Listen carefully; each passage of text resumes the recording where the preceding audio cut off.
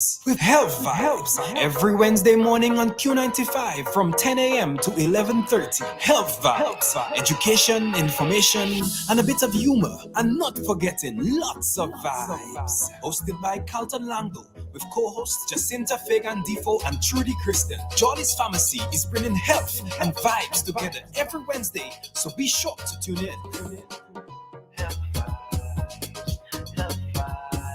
Health Vibes every Wednesday on Q95 from 10 a.m. to 11:30. Jolly's Pharmacy, leading the way in healthcare.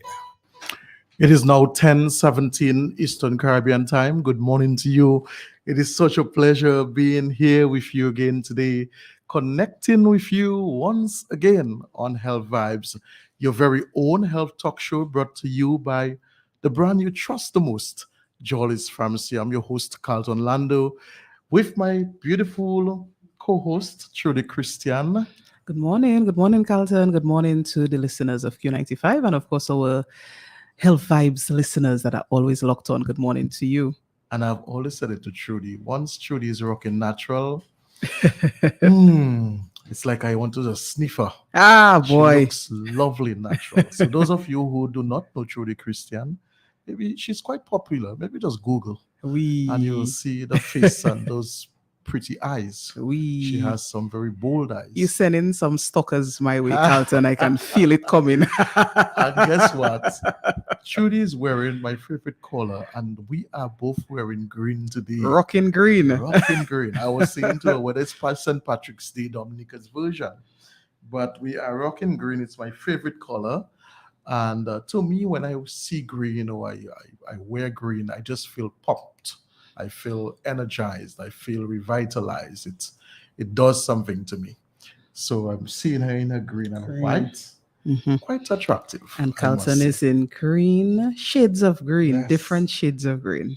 So we have a theme going on. If you're out there listening to us and you're in green too, good morning to you. Good morning to you. Good morning. So yes, Trudy, it was, should I say scary Monday? Yes, the weather. It was an anxiety inducing Monday. Yes. And I when I said, boy, this looks almost like a tropical storm Erika. Right. Rain. And, those of us who live close to a ravine and we see how those ravines can become big rivers. It oftentimes make you go back to your disaster plan and some of the things that you may need to do from a geographical standpoint, and at the same time too, looking at what are some things that may need to be done better, right? And what needs to be improved. One of the major problems that I have identified is our road networks. I mean, you look at Mont Daniel, if that street is totally cut off, we have a problem. Nobody can get into Roseau, out of Roseau. You have Taro Cliff as well. That is one of the cliffs that actually gives me anxiety. I have to pass there every day because I live in Castaways Miro, and I can tell you that cliff was going on really bad on Monday. It was showers of rocks from that cliff. And it makes two waterfalls. I was told that the water comes all the way from Warner.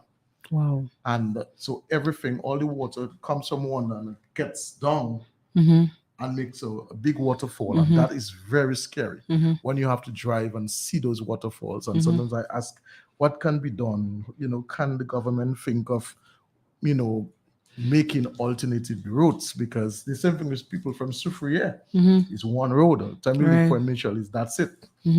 So if these streets are compromised with problems. Any time we have severe weather, our vulnerabilities, unfortunately, are so exposed. And sometimes you hope that these vulnerabilities would be somewhat remedied, but then you are reminded every time that no, we are still in a very precarious position as it relates to, as you mentioned, our network, our road network, or some of our waterways and how they can become so hazardous. So it's a very sad reminder when we have severe weather, how vulnerable we are, particularly certain communities. And you saw that infamous video Of Collie. of the stones rolling down. Oh, from Taro. From Taro. Yes, Yeah, yes, so yes. that's really. But the people in Actually, Kulibistri and Koliho too, yes, you know. they too. You know, so our hats goes out to you if you have been, you know, a victim of tropical storm Philip. Is it Philip or Philippine? Philip, right? If you tropical storm Philip, if it affected you, you know, in some bad way, some of you may have remembered what you went through with Erica plus Hurricane Maria, and you know, they always say our peak season begins from September, and we've seen that over the years, the past couple of years, that from September we see a spike in activities, climatic activities. But we are on the land of the living and we give thanks. And today is a beautiful day. It's sunny on the outside. Maybe it can be changed later down, but for now, we have now, and we're going to embrace now. This morning, we have a recurring guest. It's a guest that has been here before, but I can guarantee you, she will not put you to sleep. You will be informed, you will be re-energized. There are some things you might stop by in the supermarket. There are some things that you may begin to purchase at the supermarket. There are some things you may just decide to stop eat after listening to her. And there are some things that you will begin to eat after listening to her as well. So we have Sister Nat with us this morning. We are going to be talking about longevity. Yes. That's it. Getting old. That's it. And how to do so healthily with nutrition. Yeah. Yes. So we're going to be talking about that. And with climate change, that's one of the questions one of the areas that will come up in the discussion. Is our soil the same? The soil that our forefathers used in the 30s and 40s and 50s, are we having a different soil now? And can we still say that our foods are organic? So we're going to be talking about that. Let's take a break, and then we'll be right back with our guest, Sister Nat.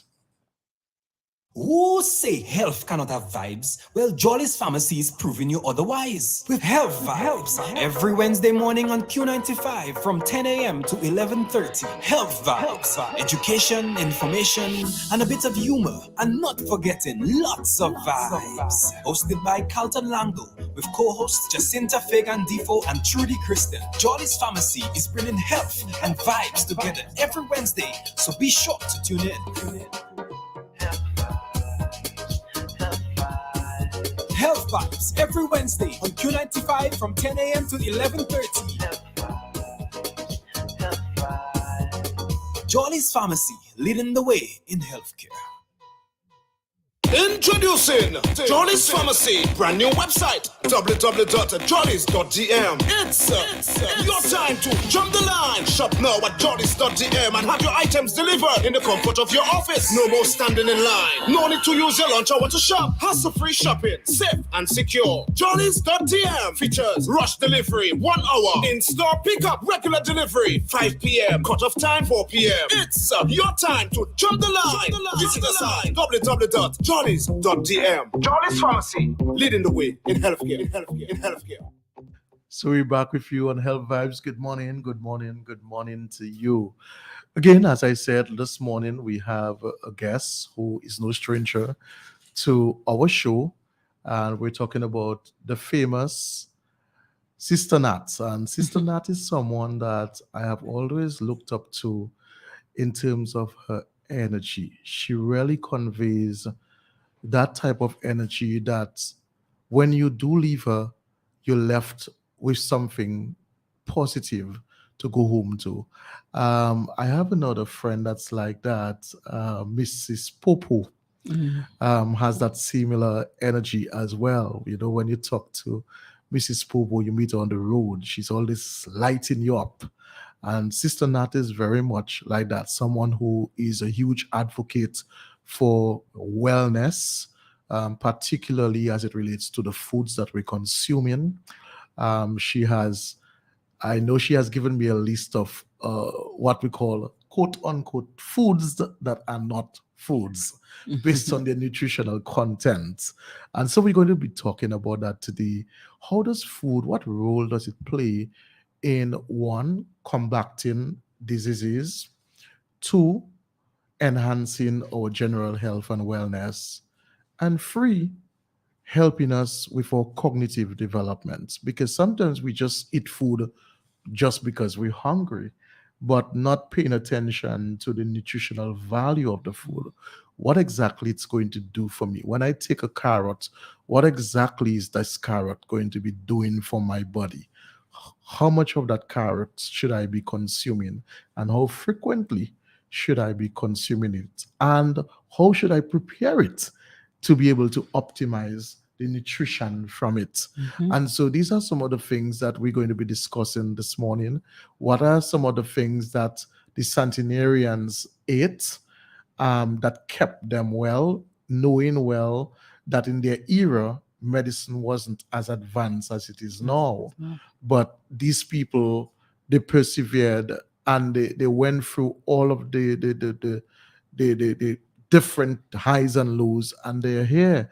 I saw one that's 107 years from Wesley, and I was like, wow, 107 years, and she's still there, Still counting. kicking. And so, and one of the things, truly, before Sister Nat begins to speak, is that when you do listen to these people on the media, in terms of their account of their life and their wellness, they will tell you, "Mon pate mange macaron."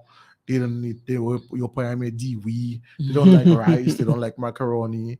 Give them their provision, give them, and some of them, they don't even have teeth anymore, but they prefer it Pound food, yeah. Yes, and they eat that, and they like their gravy. They believe in their gravy. And so we're going to be talking about that this morning. So let's make welcome Sister Nat. Good morning to you again, Sister Nat. Good morning. And also to Sister Nat is a pan Africanist. Yes, she's done a lot of work in that area. I think you've done some work in theater too. And yeah, so you're kind of like an all-rounder. Yes. All-rounder. yes. Good morning to you, Sister Nat. Yes, thank you for having me once again, and a very pleasant good morning to all our listeners.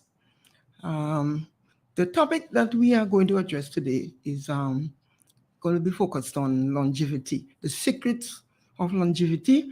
And of course, this is a topic that ties in very nicely with the centenarians, Dominica centenarians, and more precisely, the diet and the lifestyle of the centenarians. But I would like to set the tone for this discussion by asking our listeners, today we're going to do a virtual class in longevity. I don't know how other way to put it. And I would like us to, put on our thinking cap and open up our inner ear today, because I think that the message today brings, it's a highly educational session, and there will be some very thought-provoking, information that is going to be shared.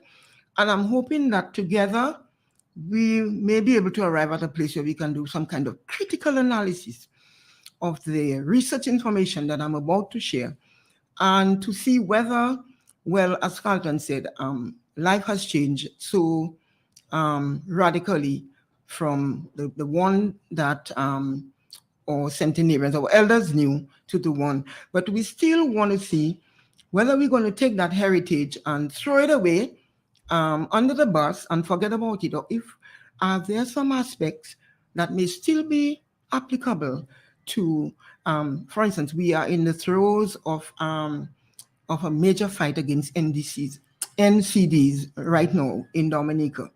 And that is something that did not exist back in the days, of course. And so the whole thrust there would be, can we look at all this information and can we grab a few pieces and to see how we can get them to fit into our modern lifestyle, and not just fit, but how we can find ways to eradicate, to change, to manage, some of these scourges, that we're facing. So today, the topic is really about weaponizing our local foods in the fight against NCDs. All right. So let us begin. Now, I want to begin by setting the tone, by putting the topic into a broader context.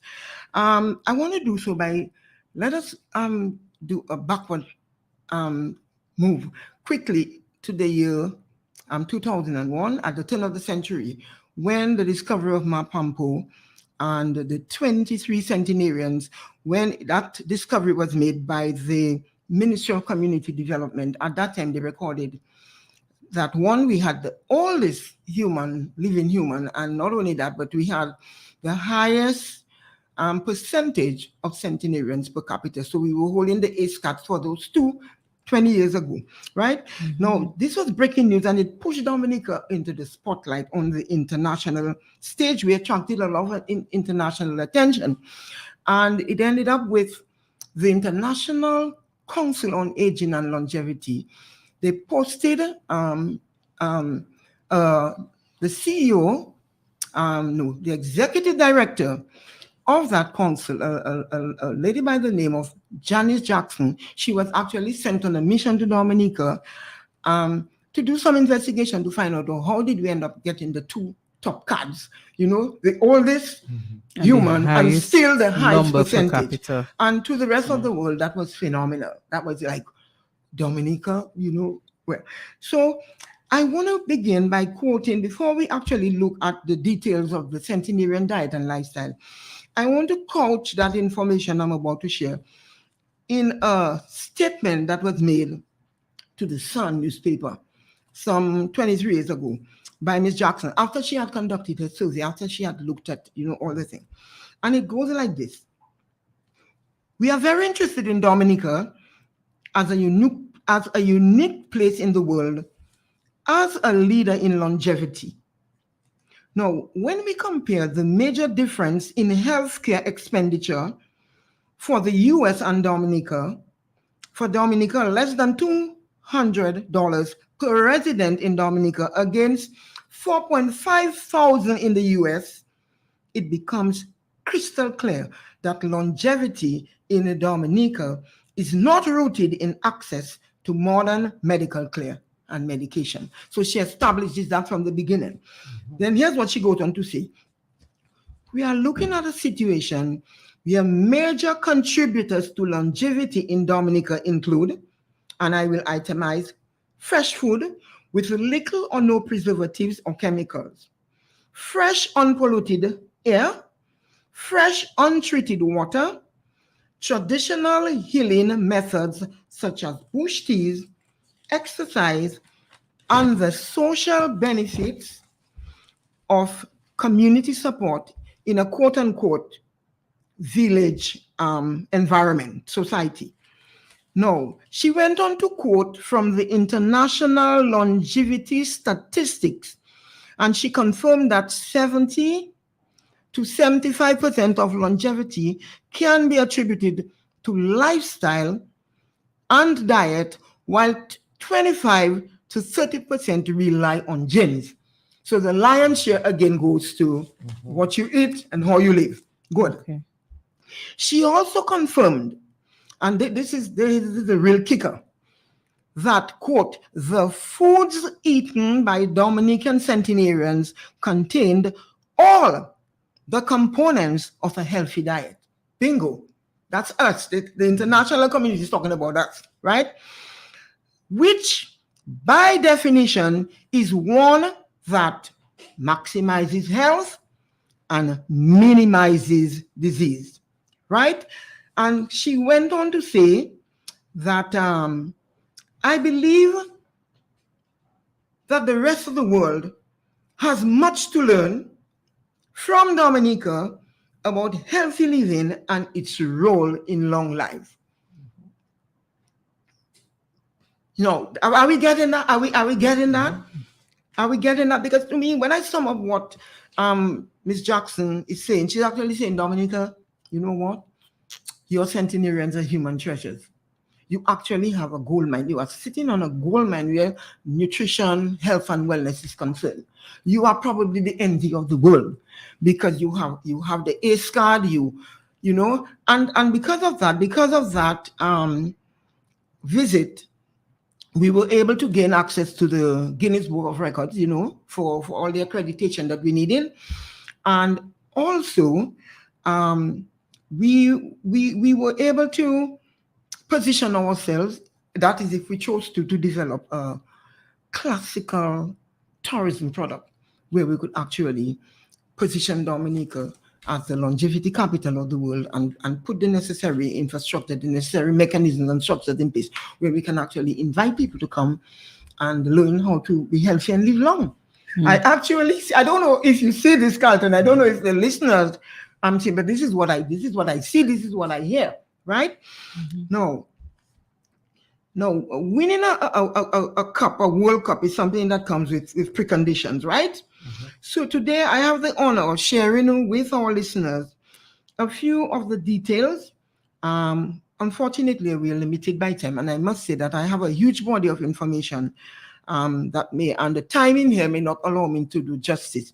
But I think I'm going to go through the document and I'm going to pull out some, some of the key parts of the narrative regarding the diet and the lifestyle of the centenarian diet. Now, the most critical aspect of the centenarian diet is the source. That's the most critical aspect. And now one might ask why. You see, the source is the key factor that determines the nutritional value as well as the efficacy and as well as the safety of the food. Things like how and where your food is grown and processed, okay? Now, the source of the centenarian diet is nature, otherwise known as Mother Nature, right? Now, they did not eat out of cans and bottles and boxes like we do. They ate from the ground. Their daily meals were prepared from varieties of fresh produce that they themselves grew organically without the use of chemicals. Hence, the foods they consumed were 100% natural, period. Right? Now, that was the source. Now, let us take a look at the content, which is another prime and critical factor. And by that, we mean the nutritional value. Now, let's begin with something like complex carbohydrate, which is a very important nutrient in the human diet. So, what was the source of carbohydrates, right? It was ground provision, it was breadfruit, it was totopile and things like that. It was banana, plantain, cocoa, cassava, farine. And there were wild versions of roots and tubers, which they called made and wawa and ado. Does it ring a bell? No? Okay, good. But apart from what they grew in the garden, they went out into the mountain and they dug up and they claimed that these were exceptionally nutritious foods, right? Okay. So it was not white flour, it was not pasta, it was not ramen, it was not white rice like we do right now. It was broth and bouillon and callaloo and sancoch and all these highly nutritious, internationally acclaimed, by the way. Let us not forget Janice Jackson and the statement she made about, because that's a very important narrative in terms of the image, of Dominica. So we need to keep that in the front of our minds. Now, vitamins and minerals, this is another key component that is needed for proper functioning. So where did they get the vitamins and minerals from? They came from freshly grown vegetables, such as watercress, spinach, pumpkin, carrot, cabbage, and that also included varieties of wild green. They seem to like going in the mountain and harvesting the wild, There were some wild greens. There was zebame, coupier, Zorway millet. I got some Zorway millet on Saturday. I dug with an old lady who finally brought me, and I do know what it looks like. Zorway millet, and she gave me a whole history, and a nurse was standing next to me while she was, and we were listening attentively about how we can plan those things again. There's some things we can recapture, not all, right? So when Milat, Faidashin, and so on. Now, mind you, these are the very same grains that are now popping up all over YouTube and are being promoted as nutritional superfoods. You'd be surprised under their botanical name, right? So when you get into the research, you're like, but Pateria venerea, that is Cuvier, It's about doing the research, it's about doing your homework, it's about being on the alert, and being able to catch what you ought not to miss, right? And okay, so there were no canned veggies like peas and carrot and all these things that we consume. They consumed large quantities of fruits, of course, in terms of the supply of minerals and vitamins. In fact, fruit was the number one snack. It was just fruits. I mean, there was no conker, there was no Dorito, so it was just fruits. And well, of course, there was no sweet biscuit and ice pop and lollipop and all that sort of thing, So, Sister, let me ask you. Yes. Just some conversation. Yeah. So, would you say somehow truly, because I'm listening to this and my mind is coming on people like my grandmother who lived in that era.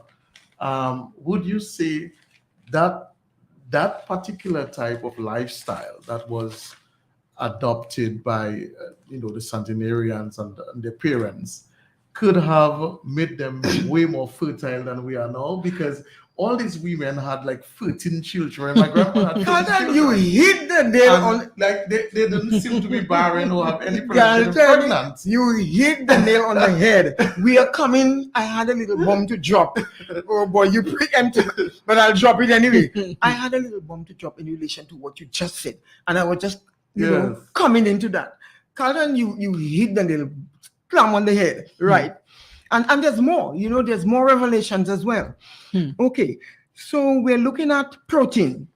Where did they get their protein from? Well, they grow a lot of local peas, like pigeon peas, we call it poagol. Then they had the bokusu, they had the string beans, and a whole. They had a lot of. An old lady brought me, because I've been doing a lot of research, and I got an old lady in Gambia who got my little bag. We've all kinds of different beans. I said, where did you get that? She said, well, this is what my granny used to. I said, can they still grow? But I have to go back. Good morning, Maata. How are you doing? I'm just beginning up, Okay, so they also ate fresh fish that they caught daily. No refrigeration, of course. Sure. And the animals that they ate were raised by themselves in their own backyard or in nearby pastures, right? And so you had the cattle, the goat, the sheep, you had your yard fowl, you had your pigs, and they were all fed on natural fodder. True. They always seem to like going into the mountain. So they went into the mountain to get the amade, they went to get the veggies. They also went into the mountain to get the wild game. There's something about eating from the mountain. There may be some secret content that we need to dig up. Why did you always, they were surrounded by an abundance, but they always went and took food out of the mountain. So they went into the mountain and they hunted their little manikou, their mountain chicken, their crab, the iguana, and so on. And so all of it was just organic protein. And they were not exposed to the kinds of protein sources that we are exposed to today. They are genetically modified, they are artificially produced, and they're loaded with hormones, antibiotics, steroids, all kinds of things. That's such a vast difference between, right. Sister, I see we have a caller already. Sister Nat, let's see what, this show is very interactive. Good morning to you, caller. Thanks for calling. Hey, what's up, my brother? What's up? I am doing well. I suspect you're enjoying this topic. I listen to you and not there. But I'm trying to wonder what not really telling me, because not talking in time when we had our grandmother living in a house with us and teaching us what to eat and what to drink. That's the way I wanted to explain it. No, not in itself, other little items like teaching people what to eat and what to do eat, where she was telling so people could be healthy and things. And not run away rats run and hide with all the good produce in her head. You understand? So I want nuts to come a little better because the amount of thing I eat from nuts already. And I tell you, no tasty. And my brother, I can tell you, she can open a little class for the children, go in the school and teach them something. She ain't going in the school and teach them nothing. So not, let me tell you something. I want you to come to a little harder than that. Carlton, that is your partner. There. I tell you, Yes, I take your point. So you say to me that I should never have stopped running. I ran the first. Anyway, bye bye. I'm sorry. Yes, so you're saying to me, Nat, you should have kept on running those three. I opened the first vegetarian restaurant in town and I introduced healthy eating to Dominicans many years ago. I started with one, then I ended up with another, then I ended up with one in Mahu, right? And I ran that system with my entire family. And I went on to, promote healthy eating through that avenue for years and years and years. So don't you think that Nats can migrate to becoming, for instance, a lecturer, a tutor, a consultant? Do you know my age? You know that I'm turning 80 in a few months? Wow. Do you know that? Wow. So yes, 80. What? Yes. Yeah. Wow. So you put me on the spot. So I'm gonna have to put you on the spot as well, caller, because life works in phases, and you do not always remain in one occupation in one slot all the That's true.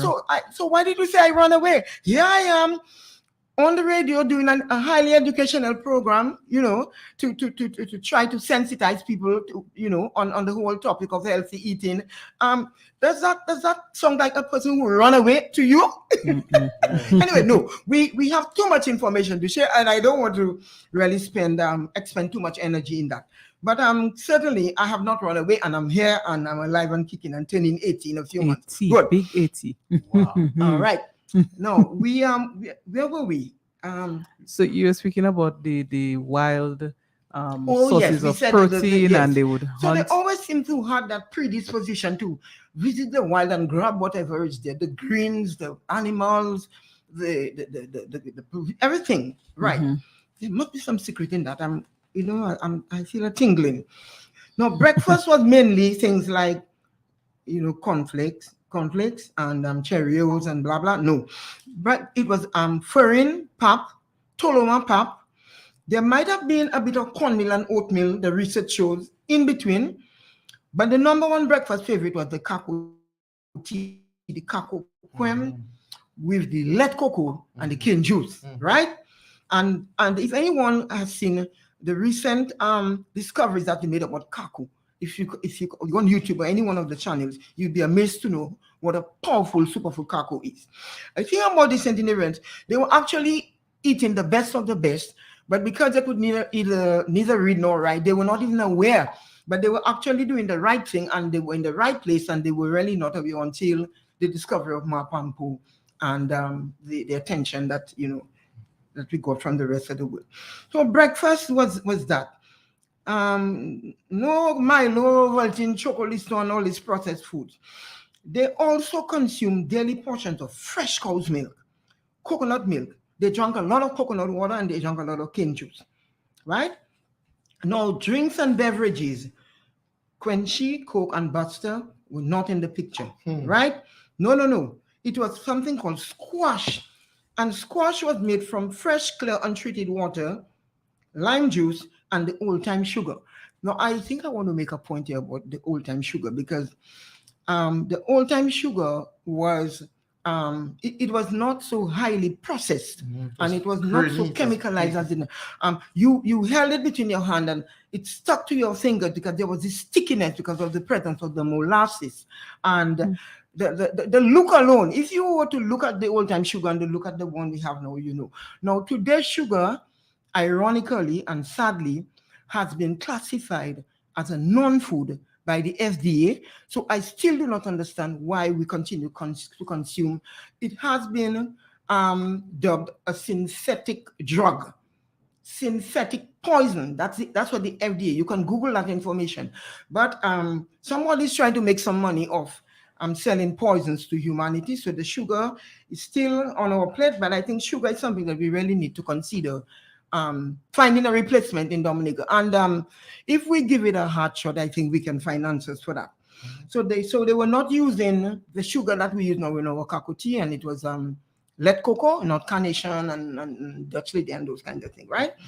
So their drinks were more like ginger beer, sorrel, mobby, and they drank lots and lots and lots of bush tea, right? Sister, I have a quick question on the drinks aspect of it. Yes. What about alcohol, which is very popular now? What does the research say about the consumption But they drink of alcohol. alcohol? Oh, they used to drink their rum. Okay, all right. But they used to they made a concoction that we now call medicinal bush rum.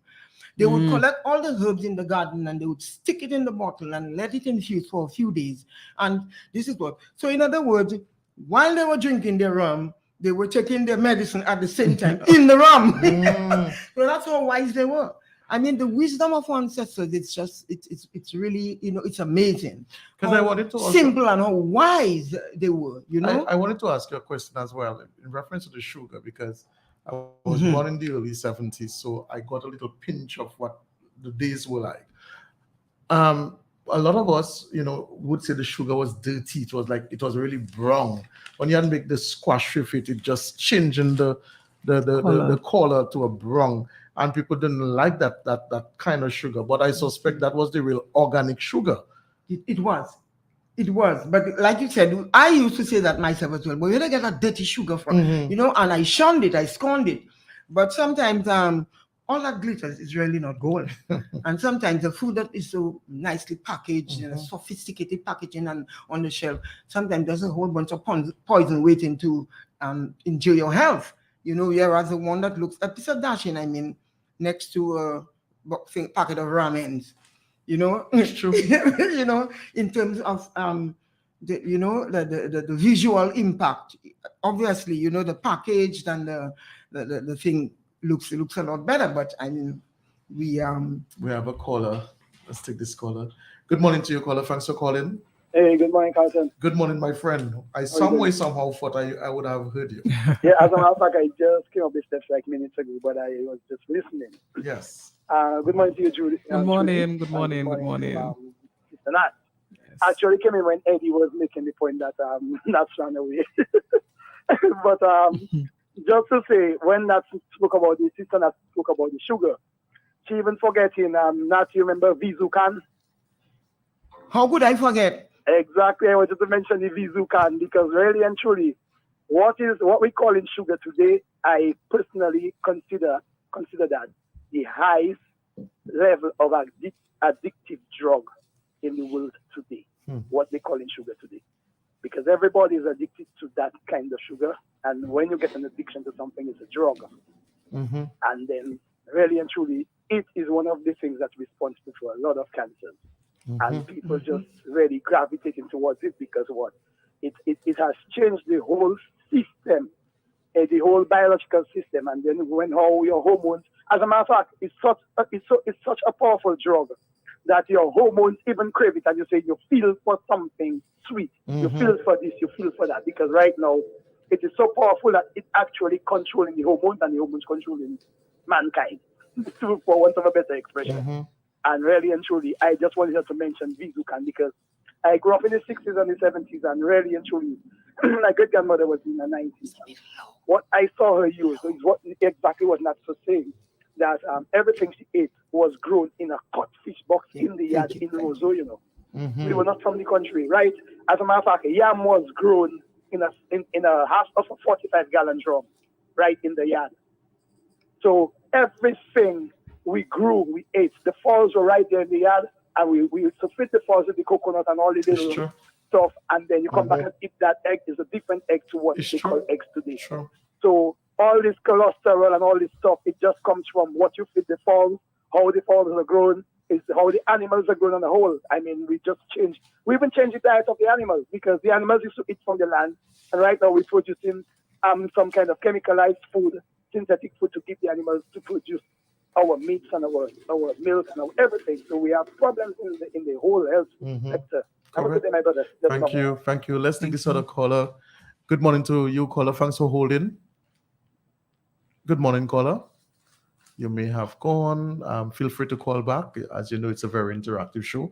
You can call in. The numbers are 449-3095, 449-3096, 449-3097, 616-4257. And of course, you are welcome to make a contribution if you reside outside of Dominica.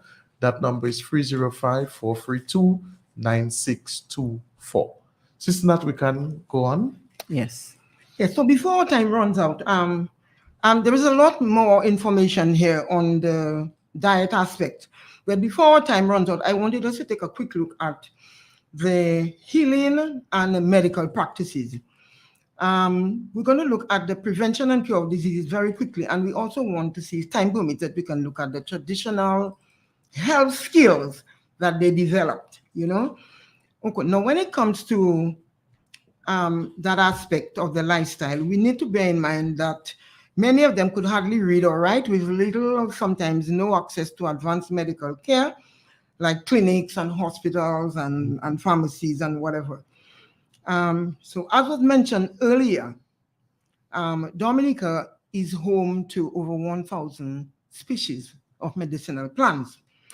And so because of their deep connection and intimate relationship with nature, they instinctively knew how to use the plants around them to manage, prevent, control, and eradicate many of the diseases, right?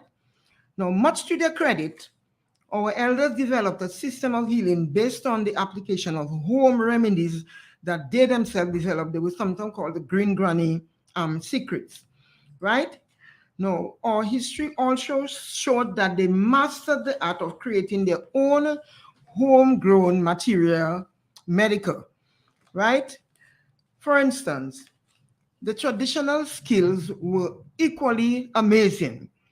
To help reduce the risk of disease, they would periodically, at least 3 to 4 times a year, detoxify the internal body environment with a concoction called a washout, right? Now, and that is a practice. Now, today's replacement for that washout is detox. So you have people talking about, well, I need a detox. Well, they didn't know that word, but they were certainly detoxing the system, right? No, the bush bath was another huge cornerstone in their health skill traditional practices. Sister, let's take yeah. Good morning to you, caller. Thanks for calling. Good morning. Good morning. Good morning. Good morning to you. Sister Nat, good morning. Good morning. You cannot remember me, but I can remember you. You always used to make me sell in the market. Okay, so that's one of my market farmers. Yes, well, big up to you. Big up. Yes. I cannot come back again because I have a disability of walking. Oh, I'm so sorry to hear. You know, I fell and I injured my knee. Yeah, so you're listening to the program this morning, yes, and are you learning a few things? I listen to all the food you say the older people used to eat, which me myself, I raise the older people. But you forget the back and neck and the green purple stew. You forget that one. Back and neck and green purple stew? Green purple stew. Well, like I said, I said, just before I moved on to the next section of the narrative, remember I said there's a lot more in the document that I have before me, but if I were to devote the entire session to the food, the diet part, we would not get an opportunity to look at the medicine, physical activity, what did they use in terms of recreation and leisure, because all of those factors came together to contribute. So no, I would not say I forgot, but you didn't I think we probably need to just try and move on. Because our time is running out, and there's some information about the medicinal practices that we would really love to share. Thank you. Sister Nat, we have some time. Let's take some more calls. The lines are going. Yes. Yes. Yes. Good morning to you, caller. Thanks for calling. Hello. Good morning to everybody. Good morning. Sister Nat, this is what a wonderful program. Like I've been listening to that for the longest while. You know, like so you should have that again, man. To have another program or have it on radio station. And the next thing, you know, like I'm not sure you cannot talk the question thing asked or well, you know, never come to that topic. You know. Anyway, that's my contribution. Good program. Thank you, caller. Thank you. All right.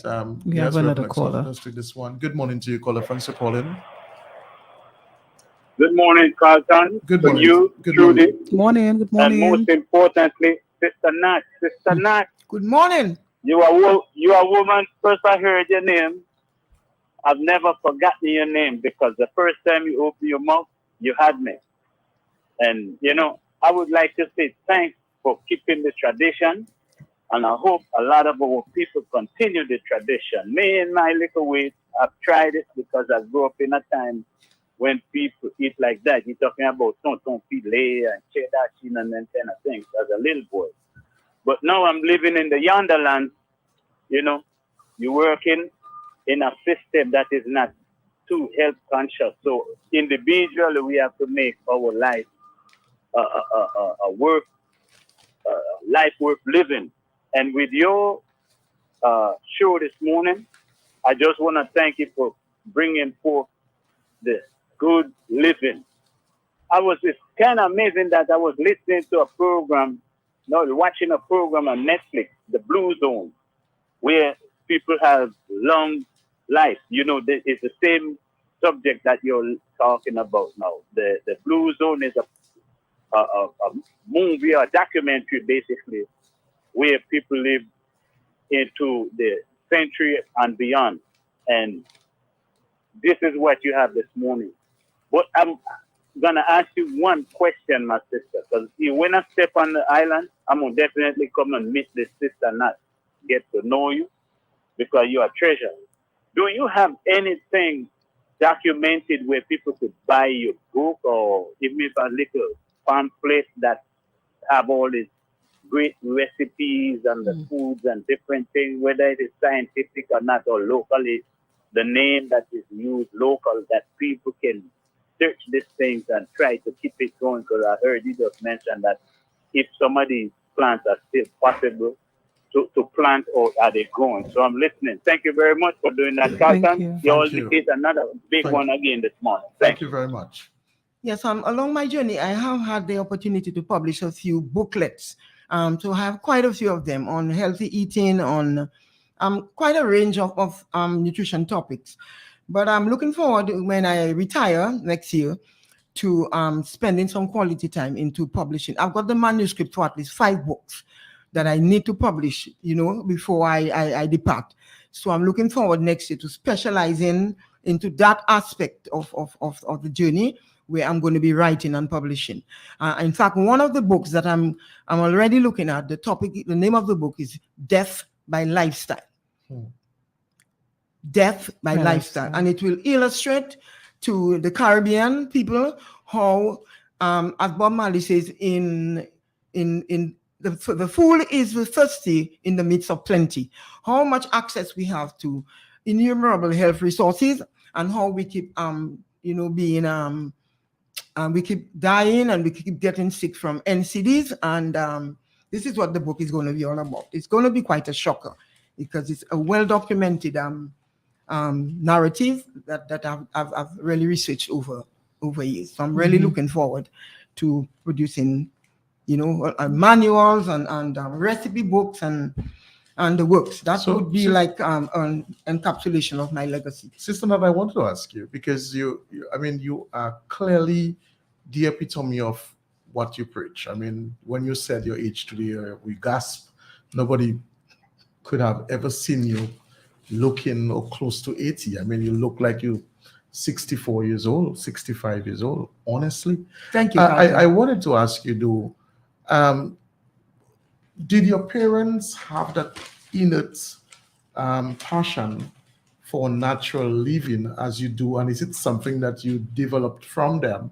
Or is it something that you learned later down, maybe in your later down in growing, of transformations that should be done to, one, prevent the early onset of diseases, and two, to ensure that you can live longer? Yes, well, Carlton, my parents were the typical, I'm talking about the age in which I grew up. My parents were the typical Dominican parents of that time. So, of course, yes, they were dedicated to, the practice of healthy living, not over-interest. It was a way of life. It wasn't something you had to be over enthusiastic about. It was just like Just that what it physical was. activity for our centenarians was a way of life because they had to move for everything. They needed water, they had to move. They needed wood to cook. So a lot of what they did back there was like, it was like second nature, you know. But I have my own story. When I migrated to Canada after completing college to study, I had an incident where I lost all my hair during the winter. And I used to be a Black activist, as you know, in Canada. And I needed to have my big afro so I can look good like everybody else. I wanted my hair growth to accelerate. So I was walking down the street in Toronto and I saw a health food store and I went in and asked, do you have anything that you know, a quick growth? And he said, not really, no, but I can give you something that you can take internally. I'll give you two things, rutin and biotin, and if you can take this dosage and whatever, and you can wear a wig in the meantime, it's winter, and then your hair will grow. So I went home and I started taking the rutin and the biotin, and lo and behold, my hair started popping out of my skull.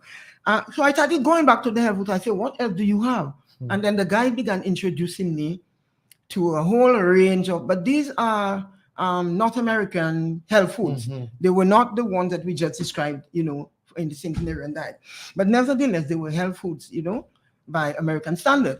So I developed a relation and I began doing most of my shopping. So by the time I left Canada and came to Dominica, I was already, you know, primed and ready to come into the Garden of Eden and just, you know, become a full-fledged vegan and vegetarian. And not only that, but to actually turn it into a business where after I had satisfied myself that this is in fact the way, I opened, as I told you, I introduced healthy eating to the nation. I did, you know, several decades ago when I opened.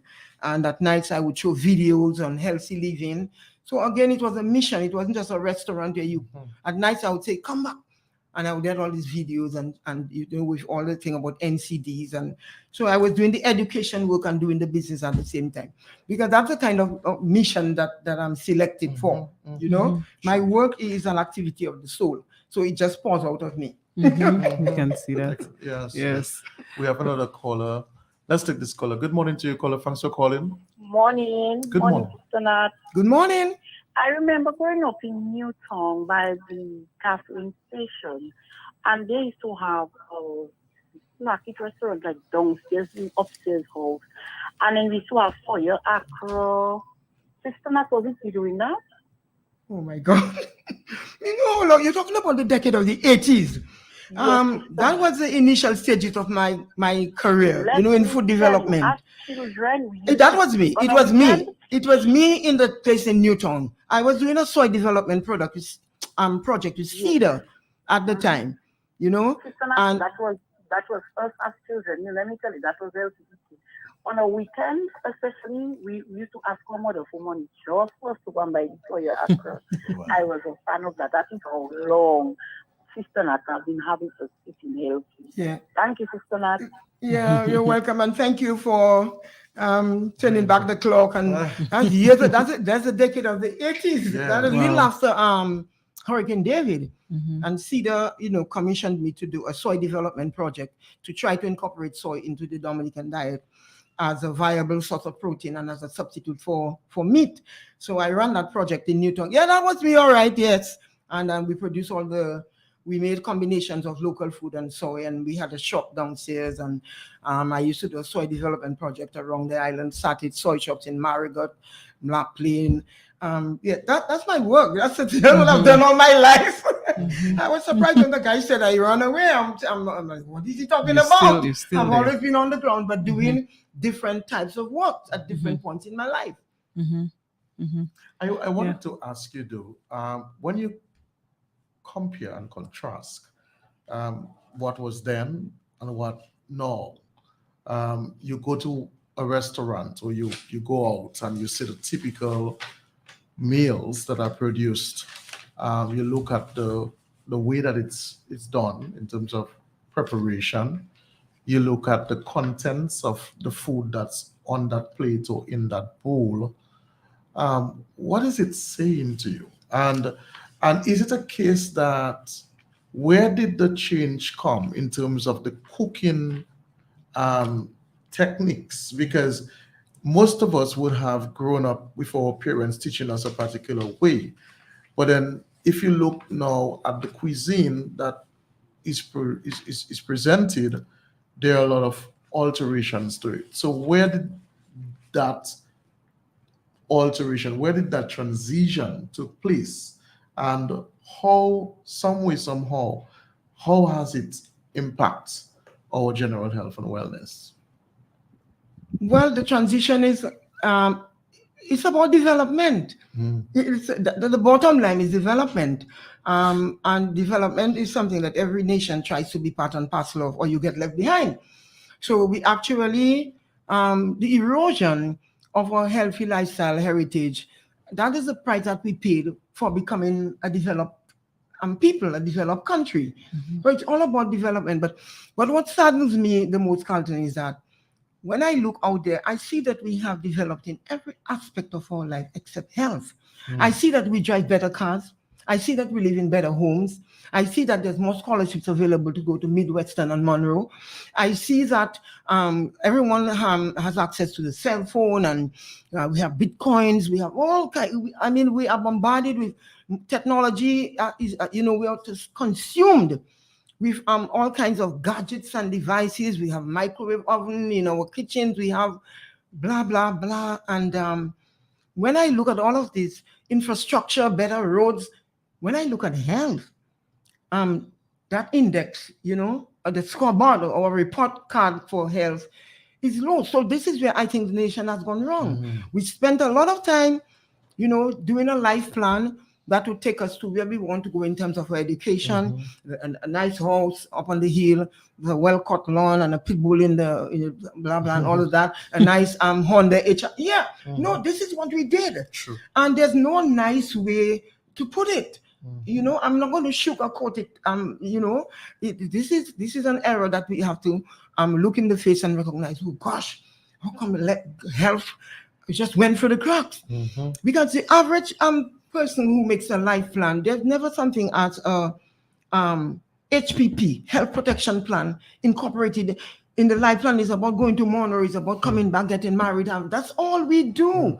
That's all we focus on. Now, Carlton, I want to say to you that health may not be everything, but without it, everything is nothing. Think about it. You're a medical person. Without health, everything is nothing. So I think this is an area that we have to, some kind of swift, immediate action is needed to turn the eyes of the nation and to get us to focus on health and to teach, or even in HFL, even at school, to teach our young people how to incorporate HPP, health protection plan, in that big plan you have for the nice homes and the CRV and everything. You want to put a plan for your health. Put a plan for your kidney, your liver. Put a plan for your kidney, your liver, your hormones, or young ladies, it really is a faux pas, and we are paying a high price. Let me just confirm what I am. We have the calls are already going. I'm so sorry. Let's take this one. Good morning. We need another session, honestly. Good morning to you, caller. Thanks for calling. Good morning. Good morning. Good morning. We're doing well. I am listening from Florida and so amazed of the program. Thank you.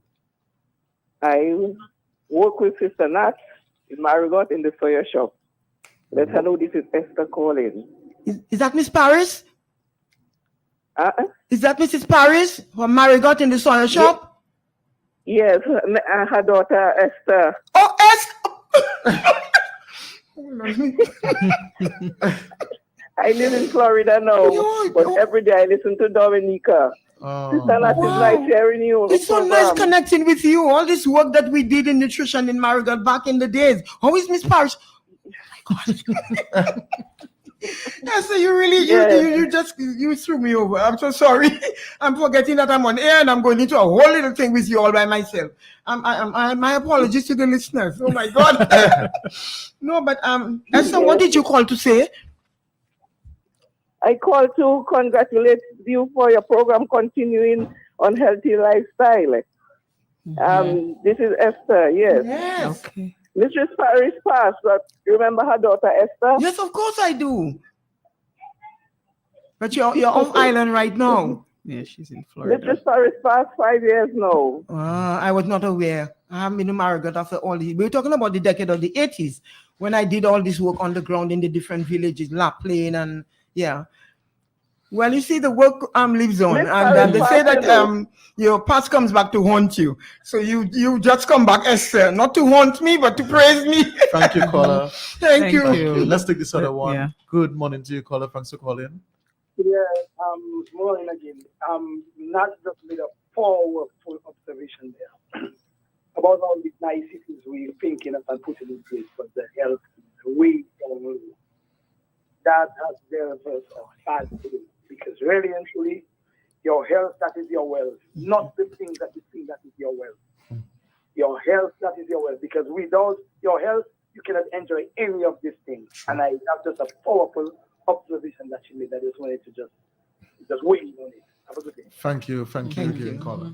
Yeah, Sister Nasa, I know you wanted to get into the medicine. Yes, the medicine aspect. There are 8 points, actually. Wow. The research is based on 8 points, and each one gives vital information. I mean, the narrative is so powerful. I think it's something that the tourism industry actually need to put their eyes on and really try to, let us get some revenue out of this this asset that has been discovered about us, because that's what everybody else would have done. So let's do it. Because even growing up, when it was nighttime, dinner time, it was always a bush tea that you were given. Ovaltine and so forth were not the first choices. You get the lime leaves from the lime tree, and that was what was, the basilic, the cime cotois, what else I can remember. And these were the leaves that were generally given to you supper time. Yeah. And speaking of which, can I come back to the question that you asked about the women being so fertile, the childbearing years they produce, and so yes, because there was a special womb care system that was put in place for pregnant women, right? Now, when you became pregnant, there was a special brew that you had to drink. It was called VO water and Braf Kai water. It's true. And Kako tea. Anytime you got pregnant and the old people know you're pregnant, they would just load you up on that every day, right? Because they said these are powerful nutrients for producing strong, robust, healthy babies. Because the omega-3 from now I'm thinking of it. Right. The omega-3 from the VO. Yes. Now we do it as omega-3, but the VO is the little sticks on the stones. Right. So no, after giving birth, the mother's abdomen would be they would do a massage, like an embrocation with castor oil and other healing oils. They would, when you come home from the hospital, they would massage the stomach, and then the abdomen would be firmly held in place with a belly band for 9 days, right? And they said that was for womb support. Okay. No, Payete was the tea that they would give you. That's what they gave to me.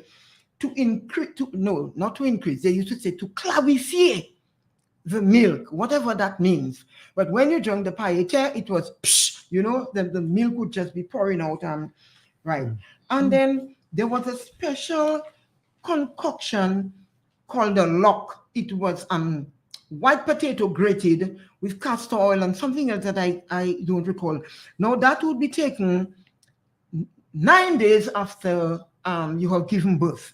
And they would say to you, that is to décoisser the womb. Décoisser means to detox. So I took it to mean that whatever debris or blood clots that might have stayed behind from the placenta, they ensure that they clean that out nicely, so the next baby is coming into a fresh environment. No, these people were trust me, they did not have letters next to their name, but they had wisdom, and so this is why our women, there was all this special care that was given, and every morning you had to take the baby out for a walk by the bayfront. So during that time in the morning, when you walk along the bayfront, you would see a whole line of mothers. I don't know why it's by the bay, if it's for the sea breeze or what, but they would tell you, Ale bod lamela. So they would take that baby, small baby, and you have to stay there for an hour and keep that baby in the sun by the Bodlame. And then you bring the baby back, and then they prepare the glory seeder and they start to bathe the baby. And no, that was a science. No, we're talking about technology, and we so overawed and overfaced with technology. But if we are to take that and lock that into a scientific setting, you'd be surprised to know how accurate and scientific. So these women, their wombs are healthy. No, women or young women give birth to them, and what happens? Nobody gives them a lot to drink. Nobody gives them something. Nobody gives them the thing for the womb support.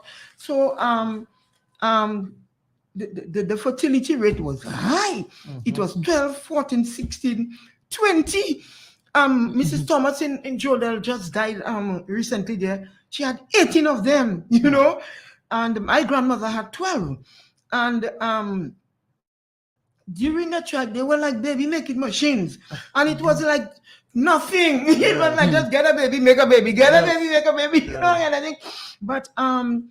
But right now, our young people are you know, that scourge of infertility, menstrual distress, and hormonal imbalance, and if you were to do a round with the gynecologist on island, you know, they would show you stacks and stacks of files that they have. I have my own stack as well because I'm working with a number of young women on repairing the damage that has been done, and it's like I would say that 1 in every 2 or 3 young women walking down the street probably has some kind of reproductive health issue. It's either PCOS, or it's endometriosis, or it's fibroids, or when they do the pap smear, they get precancer cells showing up. We did a research with all the nurses in the clinics dealing with the pap smear, and they told us that basically 20 years ago compared to now, most of the results that are coming back, they have to keep calling the young ladies, come, we want to see you, because it's precancer cell, it's inflammation, cervical dysplasia, all kinds of things going on in the bodies of our women, which is of great concern to me. And my heart goes out to our women because, I mean, if our women have difficulties in breathing, you know, we already have a depopulation problem. I keep saying, but where is that going to take us? And I heard the PM saying that he wanted to increase the population by some percent, and I'm like, you better teach our women to take care of their reproductive organs first, because you know we have a serious reproductive health issue. And I had spoken to Trudy about forming an association where we could get our women in and begin to educate them on womb care. There's special exercises you can do to strengthen the walls and the muscles, you know, and all those kinds of things. Exercise. Yeah, there's something called the womb walk that our women need to do every day. You do the womb walk every day, and trust me, the muscles in the uterus, they will be strengthened, and the blood flow, of course. And once you have enough blood flow, it's difficult for these things to grow inside of the woman and things, because the circulation is in place. And your hormones, of course, which is the root of all of this, these are things that we need to address. Because we're eating foods that are loaded with antibiotics, loaded with hormones, and the body has its own normal, natural requirement of hormones that the creator put in there. But when you're eating foods that are putting in extra hormones, you know, you're going to create a major upset there. You're going to have hormone imbalance. So there is so much, Carlton, that needs to be done, because we haven't even looked at NCDs. You know, World Diabetic Day is coming up. On the 14th. And yesterday, Dr. Andy Sentile called and told me he would like me to come to his office so we can plan something. We're going to Portsmouth, you know. I said to him, well, I did something in Roseau last year at Wichurches. He said, well, we're going to have to go to Portsmouth. I mean, there's a lot. I think that the harvest is wide, but the workers are few. You know, we need a stronger team. You know, like people like you, all of us. It's us. It's a national issue, and no one can address it but us. You know, but somehow we got to pull ourselves out of this mess, because we can't be in a place where the world is saying the world has a lot to learn from Dominic about healthy eating, and we have 1 in every 3 persons having diabetes, 1 in every 4 cholesterol, 1 in every 2 obesity, 1 in I don't know. That to me, that's an embarrassment. It's like an indictment against us as a people. Why do we have all these resources, and why do our health statistics look like this? You know, and listen to what Dr. Etienne was saying to us not too long ago. I mean, it's frightening. Dr. I remember Etienne, the can I take a statements. quote? We have some startling statistics in Dominica. For every 3 persons, 1 has high blood pressure. For every 3, 1 has diabetes. For every 4, 1 has cholesterol. For every 2, obesity. And the figures for cancer and kidney failure are rising furiously, quote unquote. This is, she says, in Dominica, we have all the risk factors for chronic diseases. We are sitting on a volcano that has started to erupt. I remember that. But the high eruption is yet to come. We are on a tsunami of chronic diseases in Dominica. I remember that. Did anyone hear that bell? I remember that. This is an alarm bell. What does that say to us? When we got the warning yesterday about Philip, everybody put themselves in. Anytime you get a warning of a disaster, people begin to what they call hunker down at the center. Yeah, but why aren't we hunkering down for the tsunami of NCDs in Dominica at that level? You know, why are we taking it so casually and we keep on sleeping in bed with the enemy, doing the things that are going to injure our health and talking health, with the other side of our mouth? So there's a lot of work to be done, and I think it will take a coming together of all of us, the Wellness Association, Jollies, the Diabetic Association, the Cancer Association. Dr. Sentile told me that a commission is about to be put in place for NCDs, and he invited me to be part of it. I mean, we have to bring all these associations together, and we have to knock this thing off, get this monkey off our back, because it's an embarrassment. It is an embarrassment. Let's take this call. Good morning to you, caller. Thanks for calling. Hi, Carlton. Morning. Good morning. Good morning it's to so you. lovely listening to the show. I mean, I'm really enjoying it. I'm gonna suggest that you guys bring back Dr. Nat, because I don't think there was enough time for her, for the amount of people I'm sure that's trying to call like myself. Yes. Let me just say that it was a great program. I enjoyed listening. I know you guys have to go off soon. I studied alternative medicine a couple years ago, and I was the first manager for the Fresh Vitamins in Dominica. And I know she mentioned about sugar. One of the things I wanted to ask her, because I know that while I was there, a substitute that we used for sugar was the agave. So I just want to get her take on it, if she thinks, that is a great substitute that can be used. I personally don't use sugar. I don't really take in sugar. But I just want to know what are her thoughts on the agave syrup. Thank you. Agave syrup. Yes, it starts on the agape. Well, I can tell you that the agape is an excellent substitute in terms of in the natural realm. The agape is one of the natural, like the cane juice is, and honey and molasses.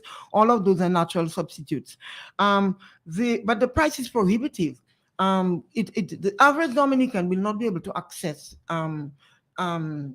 their carbohydrate requirement by buying agave, because if you go to the health food store, certainly when you think of a family of 5 or 6, and agave as a sweetener may not work because of the price, but in terms of the nutritional efficacy, yes, it's good. For those who can afford the agave, yes, I'm sure it's a better substitute, much better substitute than sugar.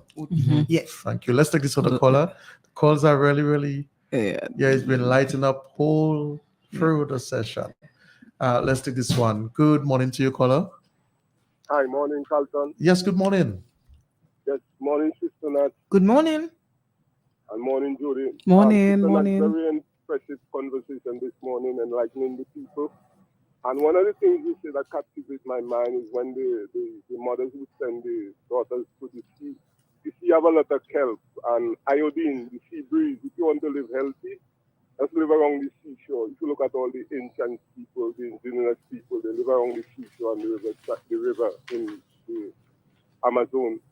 Sister Nat, I'm very impressed with you, and I would really like Mr. Jollies, Mr. Carlton, and Mr. Sheridan Gregoire to give you a little more airtime, like on a Sunday afternoon after DJ Slim, because Sister Nat, everything you are saying, you are so right. And I look at the program with Dr. Sebi in the States, and you had a lot of the rich stars like Michael Jackson, Steven Seagal. The doctors couldn't do anything for them, and they went to Dr. Sebi and really work on them, bring them back together. And I really want to tell you, thank you for the support you just give me some time. This is Ronnie Magic Garden, and Carlton, you are doing a very good work. I think you should join me, Sister Nat, more because a lot of people sick in this country, and I just wish them well to get better. Have a good day. Thank you, Ronnie. Thank you for your support. Yes. Thank you. Yes. Sister Nat, I suspect we really have to do a part 2. Yeah. Our time is gone, and you have a wealth of literature there. I suspect that will definitely happen very, very soon. So keep that folder very close by because the people have, and we go by the people. Yeah, the people have requested it. And so we will definitely have a part 2 very, very, very soon. So we will definitely give you that day for that Wednesday. Just letting the public know that I will be on vacation for about a month. And so the show will go on, but it will be without me. Trudy will be there for some time, and Jacinta will be there as well.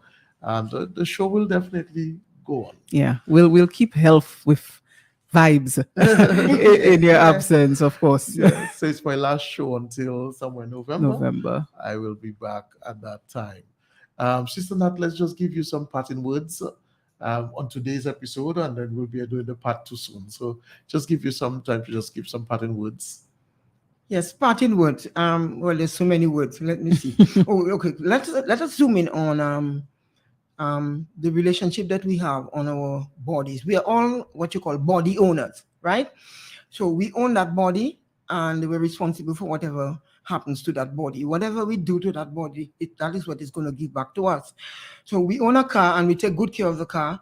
We own a house, we take good care of the house. We take care of practically, we clean our yard, we clean our offices, and we take good care of all our assets.